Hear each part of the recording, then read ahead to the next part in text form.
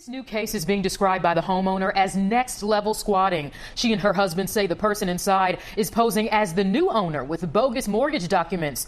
They are demanding that laws be changed to protect property owners, and one state lawmaker is working to do just that. So recently on this channel, we covered a serial squatter in and around the city of Chicago in the surrounding suburbs, and what made that particular individual so bad was the fact that not only was he squatting on one particular homeowner as a part of an extortion scheme, but after he ended up getting his payout, which by the way, he left the place trashed anyway, even though they paid him money to leave, he immediately jumped into another property that was just listed, and we ultimately ended up discovering that this person had done this maybe half a dozen to a dozen times and received payout after payout for his trouble. Now, of course, that guy was arrested. That was a good thing. After the police were able to compare, when people started coming forward after the local news segment, all these different various documents only to discover that they were the same, he was charged with those crimes, although he maintains that he is just somebody who gets repeatedly scammed by real estate agents and by brokers, and he's the unluckiest man in the entire world. No, I'm not joking about that.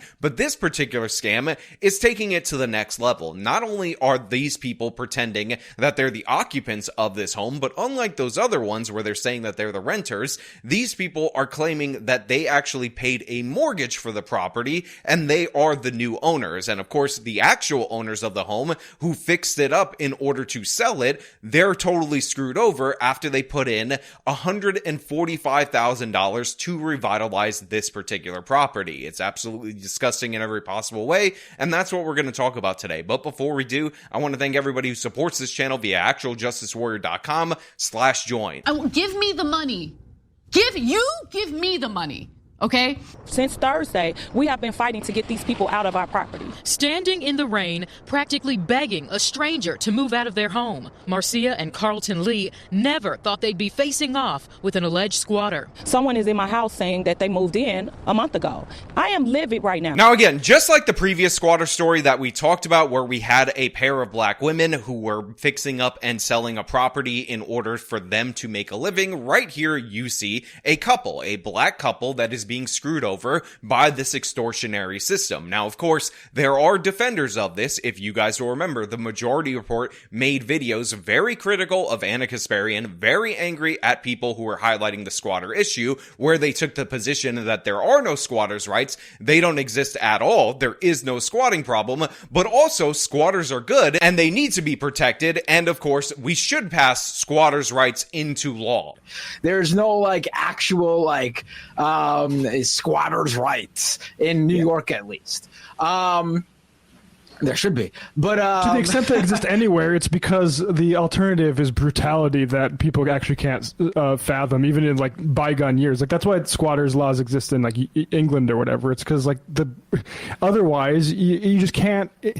Because we're so used to enforcing, bending society towards the capitalist needs now that we can't even fathom how these sorts of rights could have ever been enshrined for people that just need shelter. Now, the reason I highlight that clip from the Majority Report, and I will continue to highlight that clip from the Majority Report, is because many of you out there in the audience are thinking, who's in favor of these laws? Who's in favor of protecting squatters? Who's in favor of a situation where the legitimate owner can be charged criminally for removing these people, but these people can steal an entire home or an entire apartment, and of course that becomes a civil matter? And it is the progressive left. They are the defenders of this. They consider it brutality for you to not pay into this extortion scheme, and they don't give a damn who's affected by this. These people own a property, therefore they are subhuman to the progressive left, and they are deserving of losing their home. Marcia says she came by her property last week to show it to a prospective buyer. To her surprise, she says a family of 3 and their dog had moved in.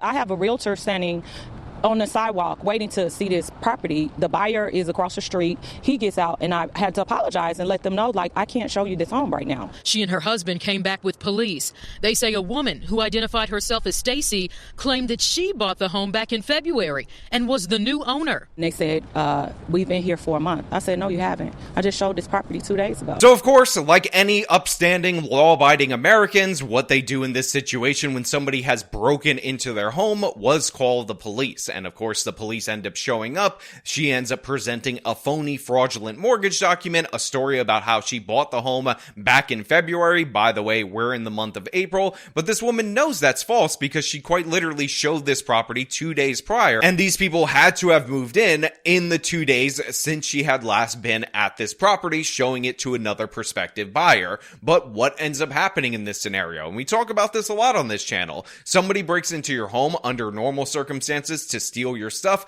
they get arrested, they get charged with felony burglary. But of course, what we find out due to these squatter protections that, again, progressives advocate for, despite the fact that they are well aware of the fact that these are scams, if you steal the home, somehow that becomes a civil issue, and then again, the homeowner is the person who might be facing criminal charges. They say the woman showed them this mortgage document, but after looking closely, Marcia says she noticed the property pin was inaccurate. The ABC 7i team did some digging and learned the pin matches a house in Country Club Hills, not this Southside property. This documentation is not valid, so she's trespassing on my property. But the couple says police still wouldn't remove them. Oh, you're both victims. We can't make her get out. They're laughing at me as they're telling me that this is a civil matter. So yeah, the document is clearly and obviously fraudulent. Apparently all these different various homes and properties have a number that is, sequenced and ready for the state or the county to assign deeds to. This document has the wrong number on it. It's not even in this part of town, and yet the police can still not actually engage these people. And what we end up finding out is the obvious, which is this is of course a scam, a scheme.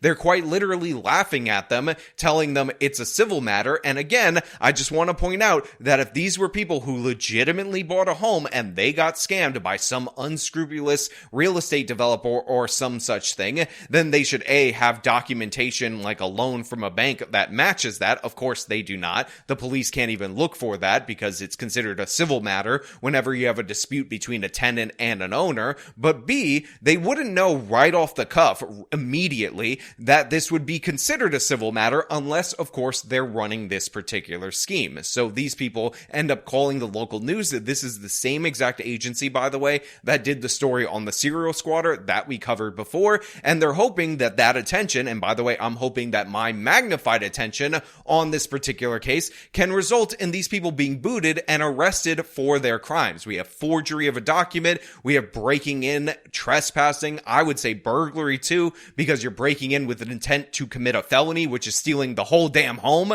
and they should face serious criminal charges for this. We saw your story before, we like your coverage, that's why you were the first one that we called, because we want action. Illinois State Representative LaShawn Ford says he's working hard in Springfield to crack down on squatting. It's happening, as you know, across the state, and it puts owners and landlords in a bad position. As rent prices continue to soar, he believes the problem is only going to get worse in Illinois. Once they get in, the landlord has to go through what you call the Forcible Entry Act in order to evict them.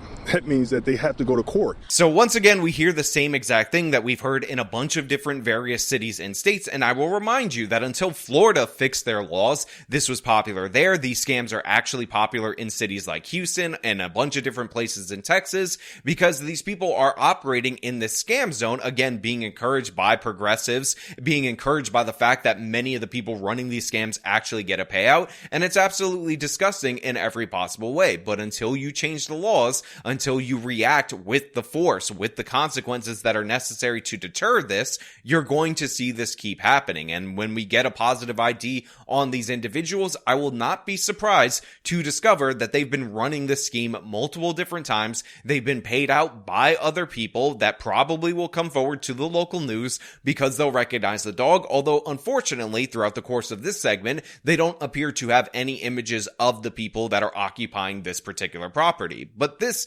is what these progressives want when they're advocating and fighting against changing these laws. And I need you guys to understand that this is even a bastardization of squatters' rights laws, which is when somebody abandons a property and then someone else ends up showing up, they fix the property, they they maintain it for years. It's a way to protect that person who had every reason to believe that the property was abandoned, who actually put the labor and effort into said property, from being dispossessed of their investment in, again, a dilapidated property. This is not happening in the modern world. We can look up by the records who owns what and figure this thing out. These people aren't going to Detroit where there's random homes that are just left completely unoccupied, putting them together and assuming ownership of them. These people are scamming the actual homeowners, and it's disgusting in every possible way. And hearing the excuses for why the law shouldn't be changed, it's just absurd. Under Ford's proposed law, police would have the power to remove a squatter from the property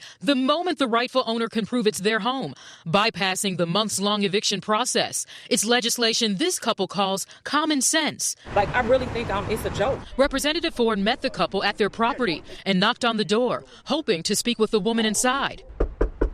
No one would come out to speak with us. The couple says they are at their wits' end. The legislation makes 100% perfect sense in this particular case, because if you have the documentation, you can prove it's fraudulent. Those people need to go. They need to get gone. And the idea that there's all these scammers that are offering fake mortgages or whatever to these people that are just really genuine prospective home buyers is even more absurd than the justification for these squatter laws. The fact is, a bank is not going to give you a mortgage if you don't have the actual property number on your documentation, like these people didn't. So the idea that they're somehow going to be scammed or you're going to hurt people that are scammed is absurd in every possible way. 100% not true. This is clearly and obviously an extortion scheme, and you should be able, or at least capable, of proving your ownership of a home, especially, again, if you just recently bought it and the documentation would be at the ready. But these people aren't asked to ever do that. They show a screenshot of some nonsense, and then we're just supposed to accept this,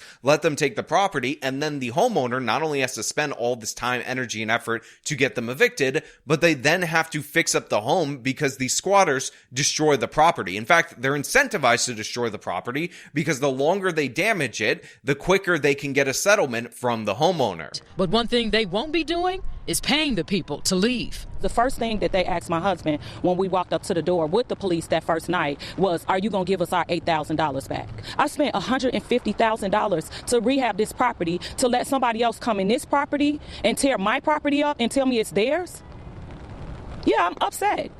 We did try calling Stacy, the woman inside the home. She did not return my call. And CPD telling us Area 2 detectives are investigating. Look, good on her for refusing to pay this particular extortion scheme, although I will point out that a lot of people end up paying because it's much easier on an individual level for you to deal with this and limit the damage to your property. But this woman is taking a risk for justice. She's taking a risk in order to make sure these extortionists are not rewarded for the crime, and I really do appreciate that. And by the way, it's only a matter of time before these people running these squatter schemes end up being attacked by the property owner, end up really genuinely facing the consequences in a way that's outside of our justice system, and I don't want it to get to this point. So we need the laws that empower law enforcement to actually engage with these criminals immediately, rather than letting people who invest all their time, energy, and money into these properties get screwed over and then ask them to spend and lay out even more money. This is a boiling point. This is a pressure cooker, and the longer the left-wing progressives ignore this problem, or worse, cheer this problem like the folks at the Majority Report did, the more chance that we're going to have violence committed against these squatters, and considering they want to protect the criminals, that is obviously going to be devastating for them. Now, of course, we've had instances already where squatters have killed the property owners. We've had instances where they've attacked them and all of that, so that's already there. These criminals are violent or can escalate to violence incredibly quickly, and don't think I didn't notice that sign on the door that says that the people in this property are armed and ready to kill people that break in. And that's the irony right there, is that these people who own the property could get shot if they decided to take it back by force. Meantime, Representative Ford says his proposed bill is being reviewed in the Rules Committee, but he says he has gotten pushback from homeless advocates who fear this would increase homelessness in Illinois.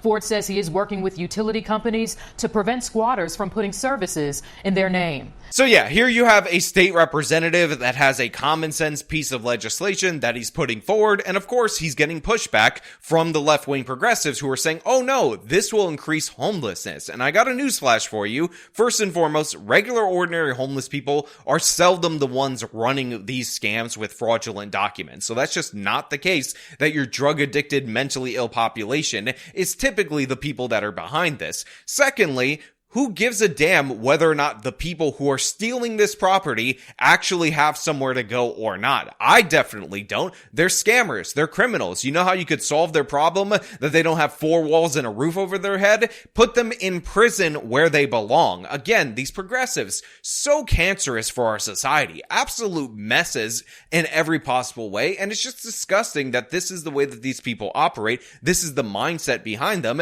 And people wonder why I can't ever get behind them. People wonder why I'll never sign on to anything that these people put forward, and it's because these people have a completely warped view of what morality is, and it's absolutely insane. But of course, those are just my thoughts. I want to know what you guys think down in the comments below. If you like this video, then show them by leaving a like, subscribe for more content, follow me on the social medias, support me via the support links in the description of this video. This has been me talking about Chicago's next level squatting. Till next time.